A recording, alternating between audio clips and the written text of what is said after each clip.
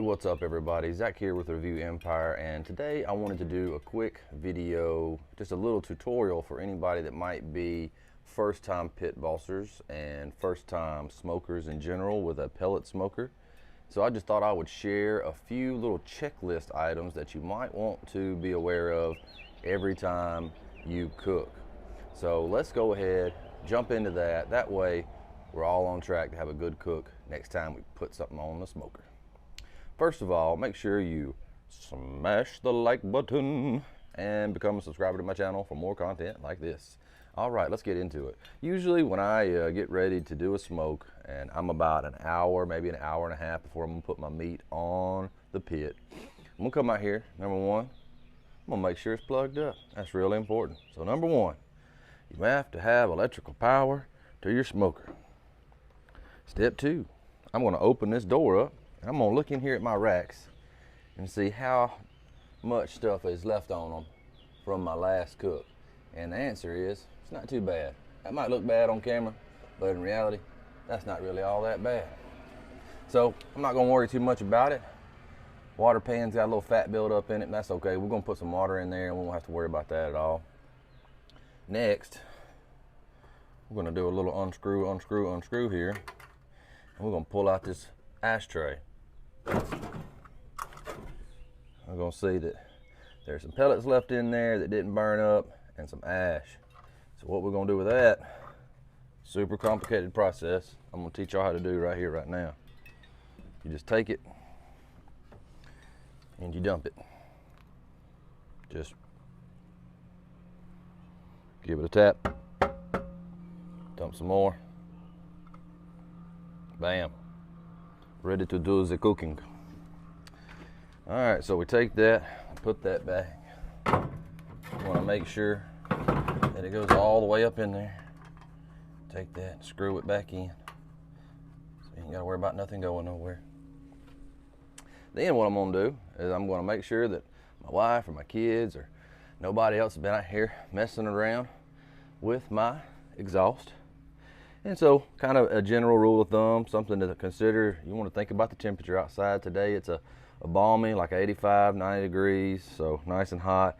And so what that means is that the air inside of the pit is not going to be driven up quite as fast because of the way that thermodynamics work and the way that heat rises and cold settles. So what you're going to have, warmer weather, not like where it's at. And really, it's not restricting airflow very much at all. And in colder weather, you want to dial it down a little bit because that hot air is going to be trying to push out real fast into that cold. And you're going to wind up losing a lot of heat. You don't want to dial it down all the way, but you want to have it a little more open in warm weather than you have it in cold weather. That's something to think about right there. My next question is how good can I see through my window?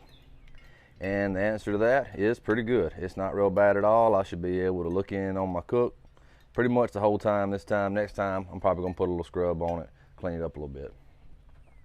Next on the list is I'm gonna walk around here and I'm gonna check my pellets.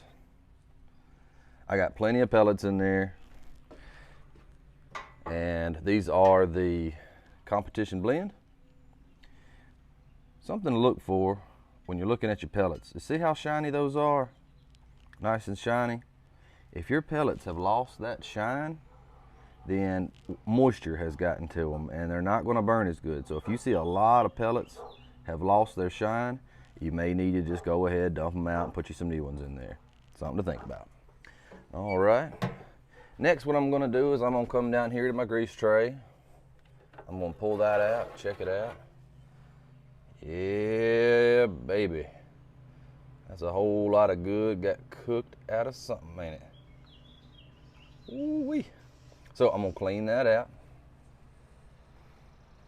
We're gonna set that right there. And what I'm gonna do with that is I'm just gonna turn on my hot water, hot as I can get it, and I'm gonna pour that down the sink and let that hot water run for a little while to make sure that makes it into the sewage system. It doesn't get clogged up in my drains. You do not want to just pour this fat into your sink and not run a lot of hot water afterwards, because it will settle down into that J-trap and cause you some headaches in the future. The best practice is to just find a spot somewhere maybe somewhere where you don't want grass growing, and dump it out. Or if you're brave, you can put it in a garbage bag and hope it don't leak. I don't know. But got to get rid of it. It's a really fatty substance. If it gets really hot, it can start a fire. So got to get rid of that. All right, so got the grease tray nice and clean. A little hot water bath. Made sure and run that hot water for a little while after I poured it into the sink to get it on down the drain.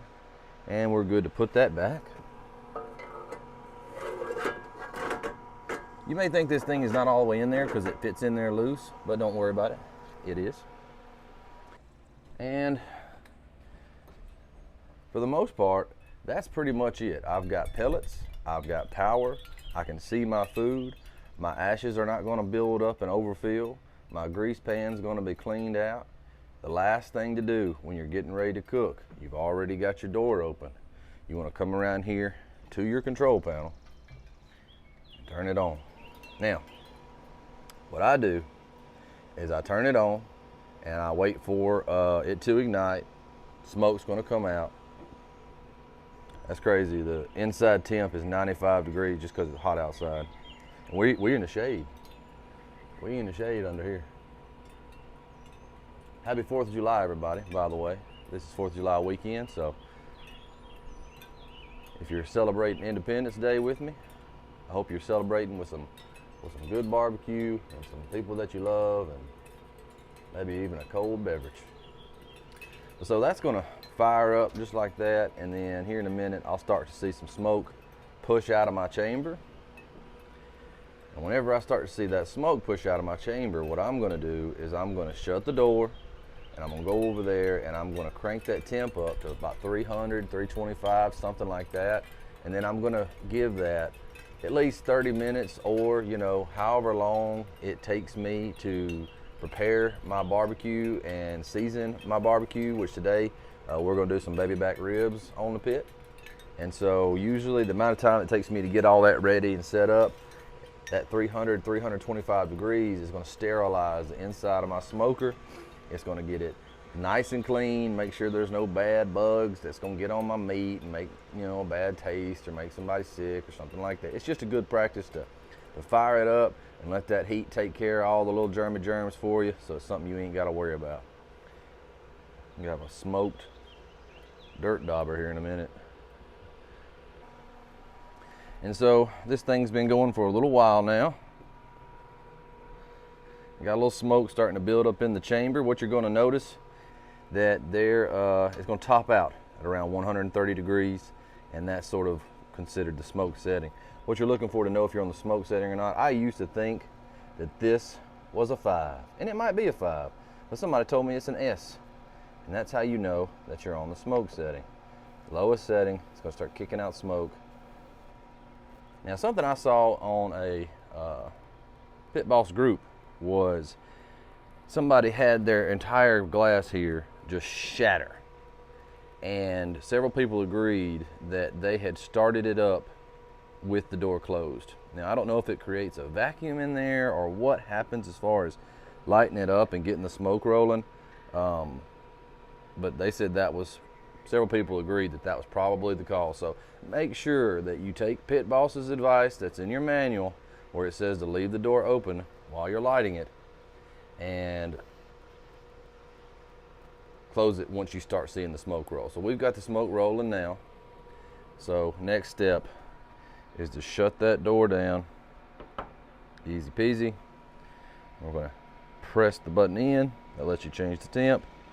And then we're going to crank that up to about 350 and give that about 30-40 minutes while we go in there and prepare our meat. And there you have it, folks. We've got a pit out here smoking, hungry for some baby back ribs, ready to do its job and do a fine job. If you have any questions or comments or anything like that, just let me know below. I'll be more than happy to answer anything or help you guys out any way I can. If you haven't already, please hit that like button for me and consider becoming a subscriber to my channel. I really appreciate y'all and thank y'all so much. I hope y'all are having a magnificent 4th of July weekend. And if you're watching this down the road, I hope you're having a great day, and I will see you guys in the next video.